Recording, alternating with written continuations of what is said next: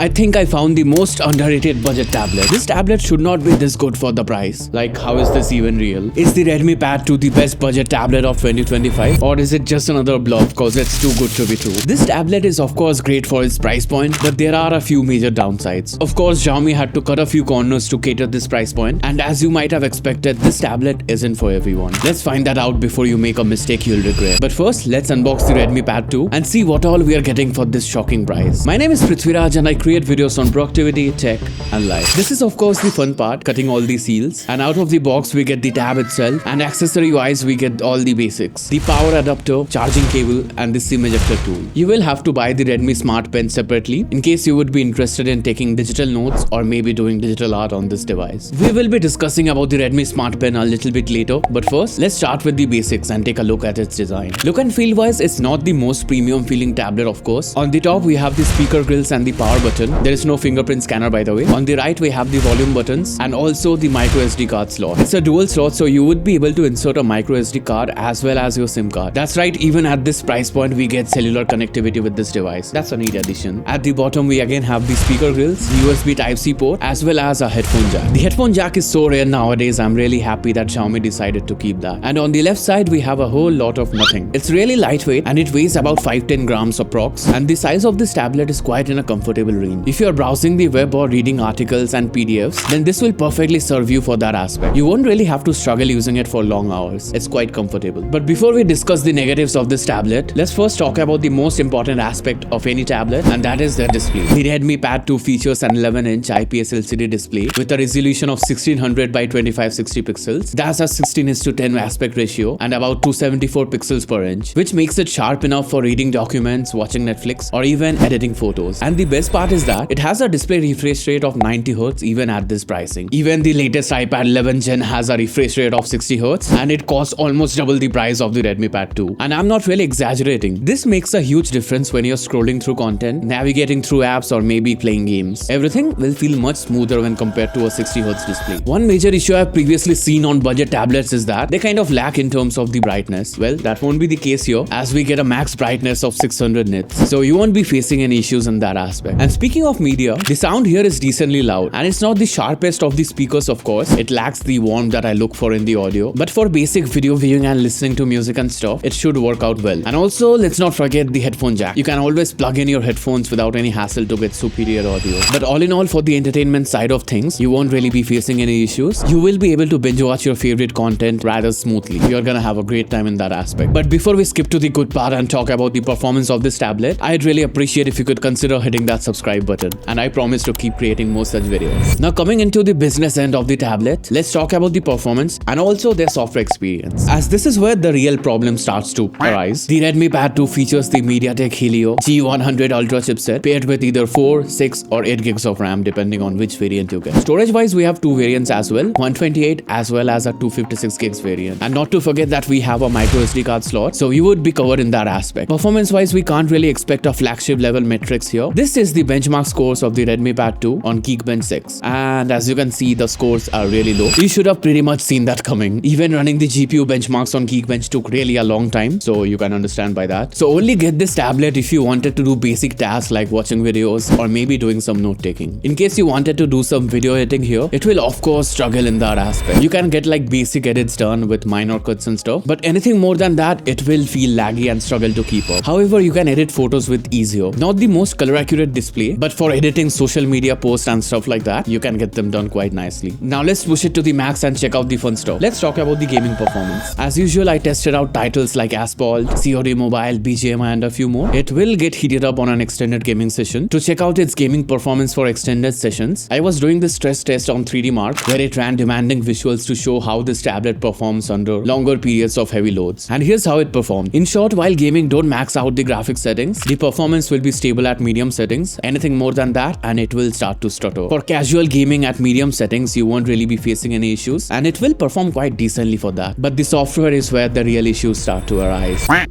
Out of the box, it runs on a skinned version of Android 15 called the HyperOS 2. It is the same OS skin that we get to see on the Xiaomi Pad 7. The HyperOS skin is very much inspired by the layout of the iPads. We don't have an app drawer, so all your downloaded apps will keep appearing on the pages of your home screen. If you are used to cleaner Android builds, you can simply download any launcher. Else you can get used to this one rather quickly. And software updates wise, it will receive 2 major Android upgrades followed by a few security updates. This is quite good for a budget tablet, but the software performance was quite bad. It often lagged. A simple thing like rotating the screen took a while to happen. The software optimization here isn't really the best. Apps don't really feel snappy, and it takes a brief moment for the apps to actually load up. Now you can counter me and say it's just a budget tablet, so I can't really expect a flagship level performance, right? Well, I totally understand that. But the thing is, laggy UI can really be annoying when you keep using it for a long time. I've been facing all these issues just after a week of using it, maybe 10 days rather. Then imagine how it's gonna struggle after a few months or years of using it. It will only deteriorate from here unless Xiaomi fixes with a software update, which I don't see happening anytime soon because the hardware is not capable enough. So if you wanted a little bit better experience in terms of software and performance, then this isn't really the ideal choice for you. But for basic tasks like watching videos, browsing, or maybe taking some notes with the Redmi Smart Pen, that is, you won't be facing much issues. But don't try to do anything fancy here as it will start to struggle. But before we talk about the Redmi Smart Pen, let us discuss the camera for a moment. The Redmi Pad 2 features an 8 megapixel rear camera and a 5 megapixel selfie camera. So this is how the front camera looks like. It's not the best and we can see a lot of grains and stuff.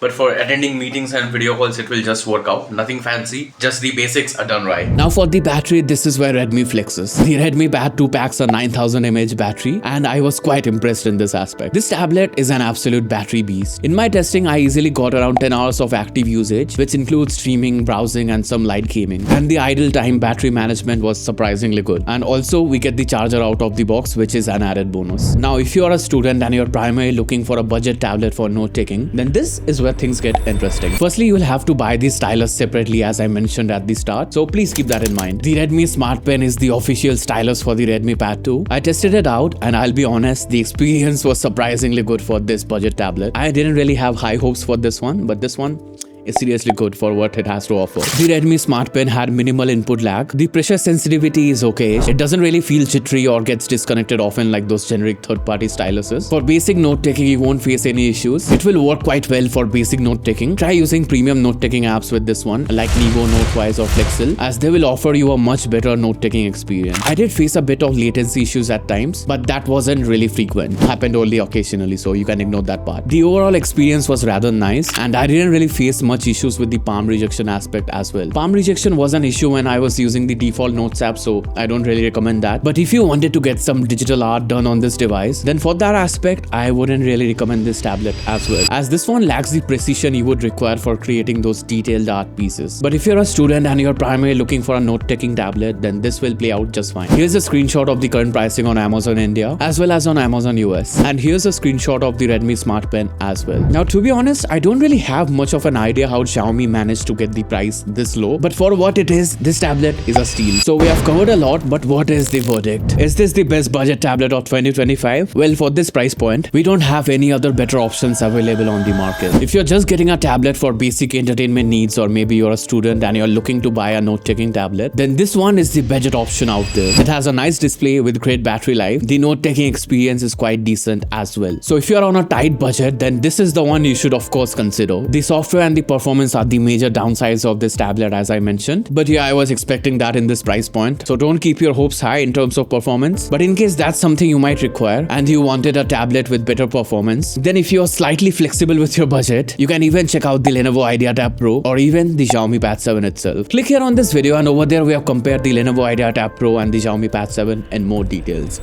See you there.